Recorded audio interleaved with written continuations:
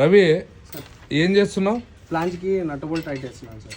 Okay, ఇప్పుడు high pressure పంప్కి జనరల్గా మనకి రబ్బర్ వేస్తారు కదా కొంతమంది. అవును సార్. సో రబ్బర్ ఏం అవసరం లేదా? రబ్బర్ నేనైతే ఏం సార్. ఓకే, ఎందుకు అంత కాన్ఫిడెంట్గా ఉన్నావు? సార్ నా ఎక్స్పీరియన్స్ సార్. రబ్బర్ లేకపోయినా లీక్ కాదా? రబ్బర్ లేకపోయినా ఒక్క డ్రాప్ అనేది లీక్ కాదు సార్. ఓకే, డైరెక్ట్గా టైట్ చేసుకోవచ్చు అంటావా? అంతే సార్. హై ప్రెషర్ పంప్కి అంతే సార్. చూద్దామంటావా మరి? ఫిట్ చేసి ఫిట్ చేసి చూద్దాం సార్. రన్ చేసినప్పుడు చూద్దాం సార్. కాన్ఫిడెంట్గా ఉన్నావా? 100% సార్.